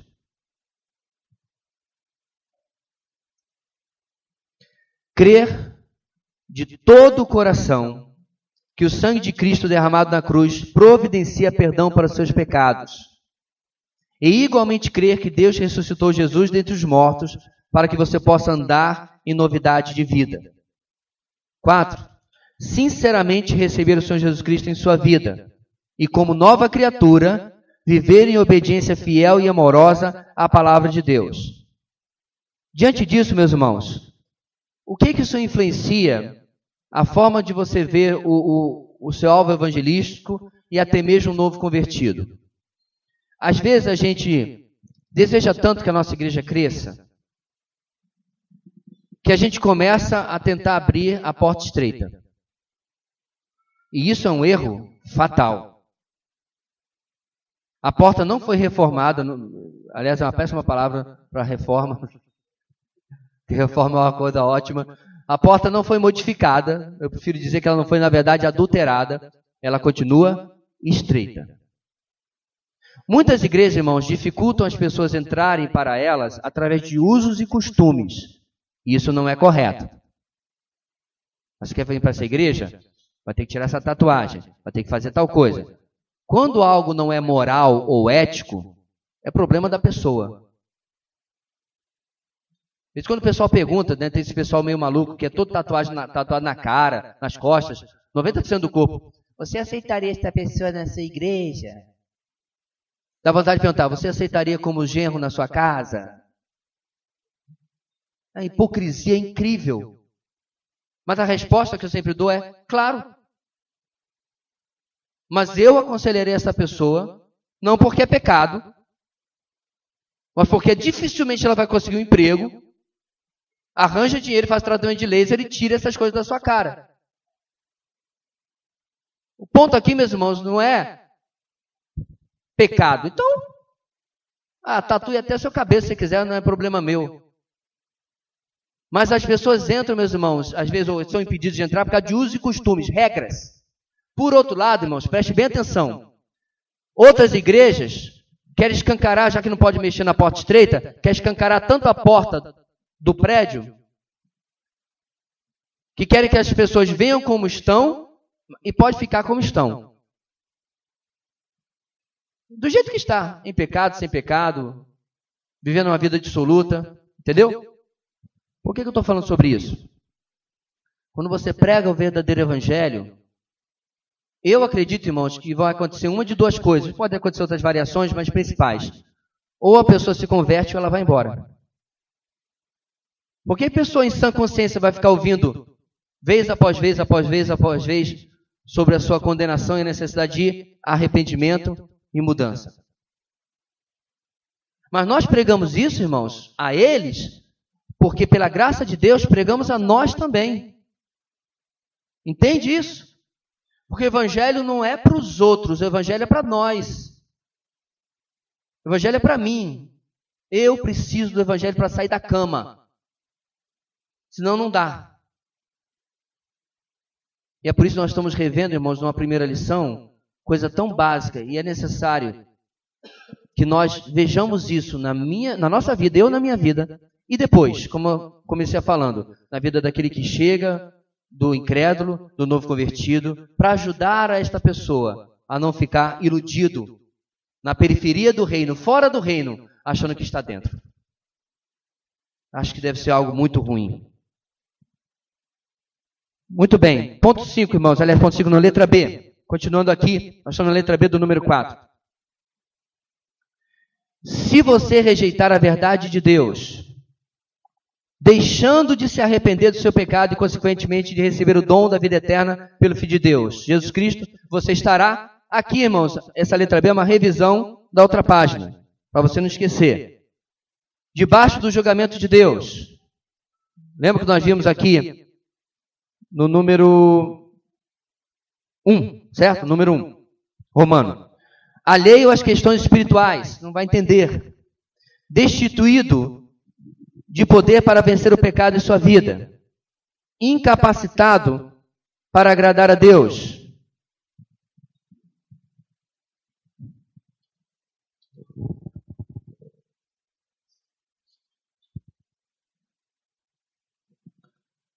garantindo para si mesmo inquietações, problemas e dificuldades crescentes. Aqui eu quero dar uma pausada porque ampliou. Provérbios 13, vamos ver. O que é isso? Será que a Bíblia fala que a vida do homem e da mulher sem Deus tem inquietações, problemas e dificuldades crescentes? Provérbios 13, 15, 14, 12. O bom entendimento conquista o favor, mas o caminho do infiel é áspero. 14, 12. Há caminho que parece certo ao homem, mas no final conduz à morte. A perspectiva bíblica, meus irmãos, é aquela perspectiva que o salmista coloca. O salmista diz: eu parei para contemplar o caminho dos ímpios. Eles não têm problema. Está tudo bem. E o salmista diz que ele começa, inclusive, a invejar o caminho dos ímpios. Você conhece pessoas assim? Só que no meio do salmo, o salmista dá uma virada e diz: até que eu entrei no santuário de Deus e percebi o fim deles. Essa é a diferença, meus irmãos. Esse caminho áspero e o fim de morte é aquilo que espera aquele que anda longe de Deus. Pode ser rico, próspero, pode ser o presidente do país. O fim é fim de morte. Número 6. Também ele está destinado a morrer em seu pecado. Certo? João capítulo 8 vai dizer: se vocês não acreditarem, não crerem que eu sou, Jesus dizendo, morrerão nos seus pecados. 7. Debaixo de condenação eterna, separado para sempre da presença de Deus. E Apocalipse capítulo 20 vai falar do destino final dos ímpios. Finalmente, irmãos, por outro lado, agora eu queria pedir que vocês abrissem esse texto para nós terminarmos, 1 Coríntios, Isaías, etc. Por outro lado, se você modificar o plano divino da salvação em Cristo Jesus para conciliá-lo com o quê? Com a sua sabedoria, que é astuta, e eu coloquei ali uma tradução tola, e inadequada para conhecer a Deus, o que é isso, irmãos? É o jeitinho espiritual que as pessoas dão. Eu quero servir a Deus, mas alguns modificam o plano de Deus para se adequar à maneira como eles querem servir a Deus. O que nós vimos desde o começo, irmãos? As regras para servir a Deus são colocadas por quem? Por Deus.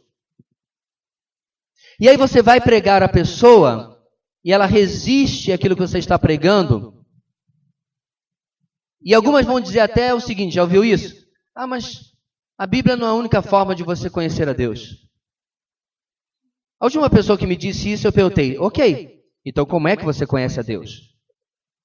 Observando o lindo pôr do sol na ponte dos Macuxis? Como é que é? É por revelamento? Você levanta as mãos em direção ao céu e você recebe uma mensagem? Qual é a maneira em que você vai conhecer a Deus? Daí, meus irmãos, o enunciado que está ali. Olha lá.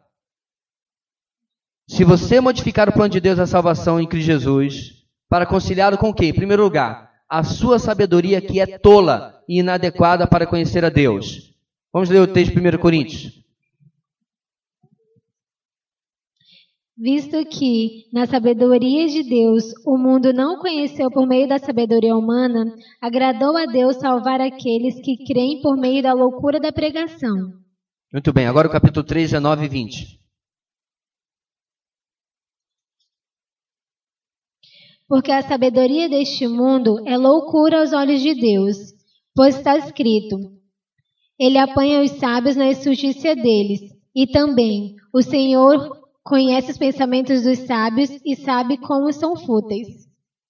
Então, irmãos, repare que nós estamos numa frase que vem uma vírgula aqui, nós vamos continuar, preste atenção. Assim, meus irmãos, quando o homem cria um esquema salvífico, achando que está abafando, ele está agindo, na verdade, na sua tolice. A melhor ilustração que eu posso dar para os irmãos é aquela ilustração do abismo. O homem está de um lado, Deus está do outro. Já viu isso? O pessoal usa para evangelismo. E aí o homem tenta construir uma ponte para chegar até Deus. E essa ponte geralmente é baseada na sua própria sabedoria, no seu próprio entendimento, na sua própria religiosidade, na sua própria bondade. E aí ele começa a colocar uma tábua, coloca uma travessa e tal, e coloca uma perna manca, coloca um caibro, sei lá o quê. Quando chega mais ou menos ali a 2 ou 3 metros, a ponte cai, debaixo do peso de quem? Do próprio construtor. por causa da tolice das suas ideias. A ponte não tinha sustentação, porque era baseado nele mesmo, naquilo que ele pensa, certo? Na sabedoria humana que Paulo condena nesses dois textos. Então vamos lá. A sua sabedoria que é tola e inadequada para conhecer a Deus. Outro, os seus pensamentos que são contrários aos caminhos de Deus. Isaías 55. Pois os meus pensamentos não são os pensamentos de vocês, nem os seus caminhos são os meus caminhos, declara o Senhor. Assim como os céus são mais altos do que a terra, também os meus caminhos são mais altos do que os seus caminhos, e os meus pensamentos mais altos do que os seus pensamentos. Existiu um povo no Antigo Testamento chamado Israel que tentou fazer do seu jeito e deu ruim. Deu perda total. Você precisa, no seu evangelismo, com habilidade, é claro, mostrar para a pessoa se ela está indo por esse caminho, por esse pensamento, dizendo, querido, olha só, sinceridade não basta. Deus já colocou para nós a maneira como ele deve ser servido. Não é mais fácil assim? Do que ficar tentando adivinhar? Os caminhos de Deus não são os nossos, já está na palavra de como a gente deve servir. E nosso parágrafo continua. Ou os seus desejos que são contrários ao Espírito de Deus. Gálatas 5,17. Pois a carne deseja o que é contrário ao Espírito, o Espírito o que é contrário à carne. Eles estão em conflito um com o outro, de modo que vocês não fazem o que desejam. Muito bem. Qual é o resumo, irmãos, dessas três frases, desses três enunciados? Religião humana. É a religião feita à imagem e semelhança do homem, para tentar chegar até Deus e não vai conseguir. É uma escada mais podre do que a escada de madeira que eu tenho lá em casa. Meu cunhado, que é um tantinho mais pesado que eu, foi tentar usá-la e quase teve um acidente, ela teve que chamar a SAMU. Não aguenta, debaixo do peso da pecaminosidade humana. Ou seja, irmãos, o que acontece quando o ser humano age dessa maneira? Olha a última frase. Você colocará a si mesmo sob condenação de Deus. A sua repreensão, a repreensão de Deus, e o seu castigo e a sua maldição. Por que a lição está chegando até esse ponto? Porque ela quer convencer e ensinar a mim e a você de que a maneira como nós vamos passar as próximas 44 semanas é melhor do que a nossa maneira. Pastor, é óbvio. Eu sou crente. Eu tenho certeza disso. Tá bom. Então eu quero pedir que você hoje ligue para a pessoa que você não consegue perdoar e diga, eu lhe perdoo em nome de Jesus, ou a pessoa que você ainda não pediu perdão e ligue e peça perdão em nome de Jesus. Você vai fazer? Então, pastor, eu acho que hoje ainda não. Talvez semana que vem. Assim, Deus ainda não falou meu coração. Falou, irmão. Falou sim. Está aqui, ó. Perdoem-se, como Deus em Cristo os perdoou. Falou sim. Então, se você acha que essa lição está mostrando quão fácil vão ser as próximas 43 semanas, você ainda não entendeu o que é autoconfrontação. A perna manca, irmãos, não começou ainda nem a girar. Nem começou, nem ligou os motores. Isso aqui é para mostrar, meus irmãos, que sem uma profunda dependência do nosso novo nascimento, da regeneração, que eu creio que a maioria esmagadora de nós já passamos, nós não vamos continuar. Não vamos conseguir. Porque nós dependemos disso, porque ele acabou de mostrar o retrato de quem está no contrário dessa situação. Estamos precisamente no nosso tempo limite. E o que nos resta, irmãos, para nos preparar para o final da lição número 1, semana que vem? Aliás, desculpe, eu acabei esquecendo de passar o que está na sua apostila. Está aí, ok? Muito bem. O que nos resta, irmãos, antes de chegarmos ao final da nossa lição? Nas páginas 26 e 27, vire, por favor, você tem tarefas. Eu sei, tem na 25 também, mas você já vai entender. A 25, irmãos, é um resumão, caso você queira fazer de uma maneira. Mas na 26 e 27 você tem o detalhamento. Então, a partir de amanhã, além do seu devocional normal, que você já faz, Amém? Né? Você tem mais uma tarefa. Mas tudo bem, porque você já estudou a lição número 1. Amém? Né? Então você não tem mais que estudar a lição número 1, você já a estudou. Então já entenderam, irmãos, como é que a nossa caminhada vai acontecer? Antes da lição, você a estuda. Entre uma metade e outra, você vai fazer as tarefas. Ok? Certo? Pastor, eu saí da escola para não ter mais TV de casa. Né? Bem-vindo de volta. E a nossa lição, meus irmãos, era a seguinte, as nossas tarefas. Vamos lá, na página 26. Devocionais diárias são vitais para o seu desenvolvimento espiritual. Isso a nossa igreja sabe de cor e salteado. Para auxiliá-lo nessa prática, o guia de estudo para devocionais diárias está relacionado às tarefas de cada lição. O guia de estudo desta primeira lição destaca os passos básicos para o crescimento espiritual e apresenta as bases para o aconselhamento bíblico genuíno. Qual é a base? Conversão, arrependimento. Então vamos lá. Memorização das Escrituras. Irmãos, do lado de cada ponto tem um asterisco. Isso é o que você não pode deixar de fazer. Ok? Pastor, e se eu não quiser fazer? Você é livre, ninguém está lhe obrigando a nada. Eu só estou lhe dizendo que você não vai aproveitar o estudo. Não pode deixar de fazer porque você vai deixar de aproveitar o estudo em todo o seu potencial. Ok?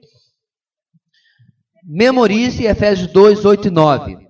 E comece a memorizar Mateus 7, 1 e 7, 5. Irmãos, como que você memoriza texto bíblico? O meu conselho que você faça o que nós fizemos no seminário. Você faça cartões. Escreva à mão, certo? O texto bíblico. E deixe consigo. Parou, ontem foi 45 minutos na fila da carne. O que a gente faz para economizar dinheiro, né? A minha senha tinha 40 pessoas na minha frente. Graças a Deus que um monte de gente desistiu. Senão eu tinha ficado 1h30 lá. Ótima hora para fazer alguma coisa. Em vez de ficar só no Facebook, né?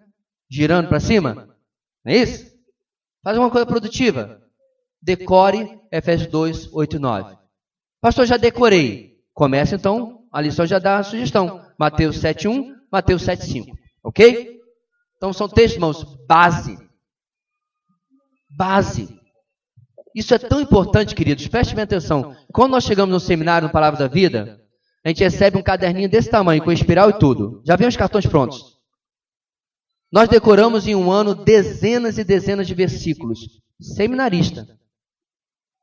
Porque é importante que você decore a palavra de Deus, para que ela seja trazida à sua mente no momento da necessidade. Ok? 2. Escreva os 2 versículos, as respectivas referências em cartões separados e mantenha-os ao seu lado durante o dia. Sempre que puder, está aí a dica que eu acabei de falar. Agora sobre o nosso guia de devocionais. Primeiro dia. Comece a oração. Leia princípio bíblico. Você pode mudar biblicamente, parte 1, está lá, no comecinho da sua lição. Lição 1, página 2. Marque na sua Bíblia os versículos mencionados. Pastor, é pecado riscar a Bíblia? Não. Risca, rabisca, sublinha, faz o que você puder e quiser. Tá? É importante, irmãos. Ajuda, às vezes, no seu evangelismo.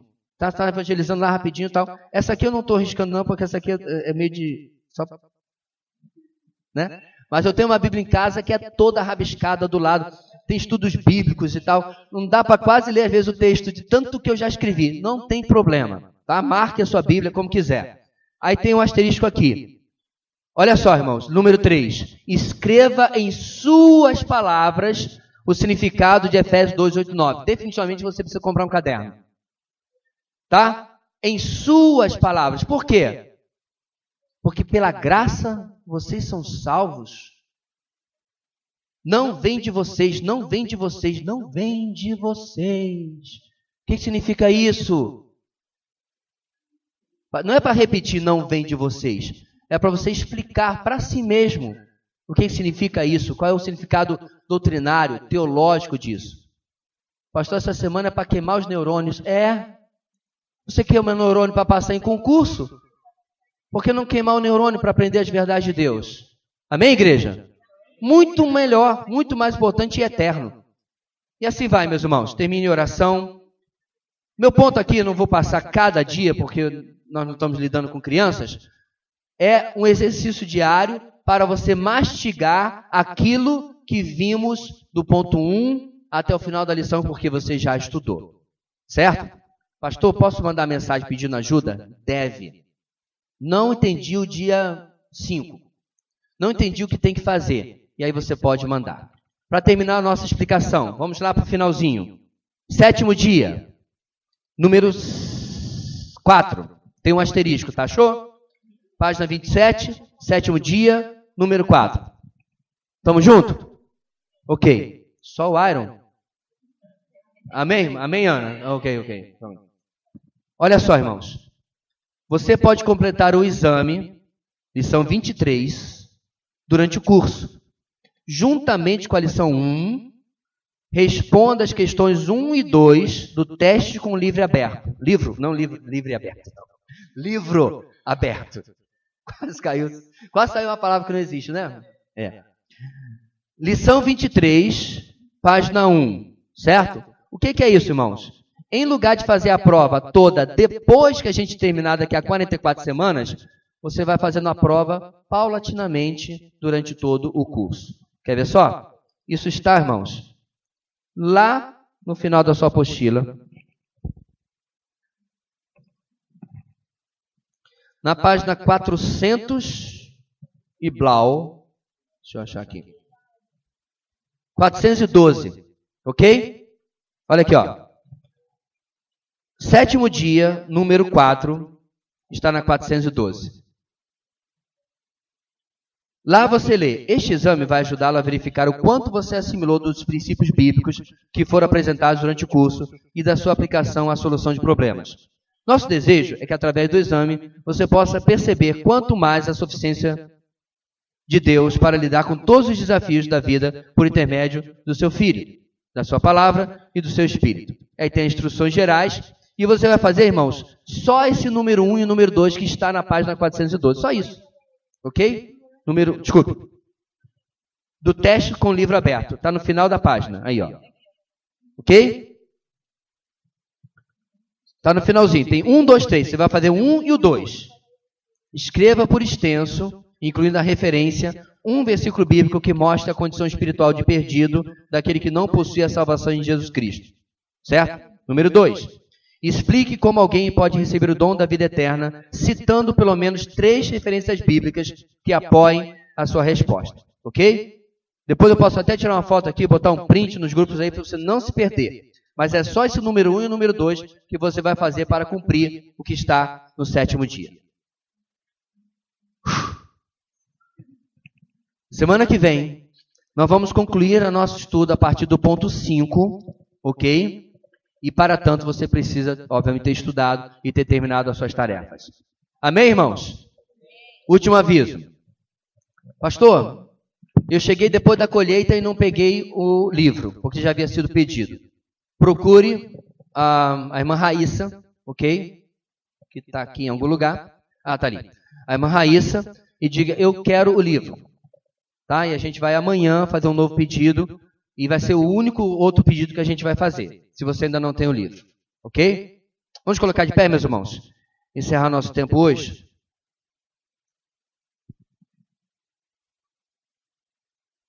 Deixa eu deixar.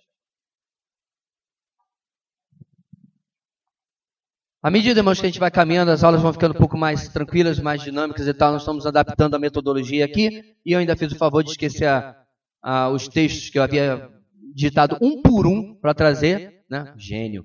E aí atrapalhou aqui um pouquinho a rapidez da leitura, mas semana que vem a gente corrige isso daí. Vamos orar, irmãos? Vamos orar em cima daquilo que nós aprendemos hoje. E agradecendo a Deus pela sua graça infinda e pelo evangelho que nos alcançou. Ok? Deus amado, muito obrigado pela tua palavra, pelo evangelho que nos trouxe até a tua presença, que revelou a nossa natureza, mas principalmente revelou o teu caráter e nos atraiu em Cristo Jesus e a Cristo Jesus para hoje sermos teus. É apenas, ó Deus, por causa deste evangelho que nós podemos ter esperança, convicção de que a mudança bíblica é possível. Porque Ele começou a nos transformar. E aquele que começou a boa obra irá continuar usando o Evangelho para continuar a obra e completá-la em nossas vidas. Muito obrigado a Deus pelo nosso tempo nesta manhã. É o que nós oramos, em nome de Jesus. Amém.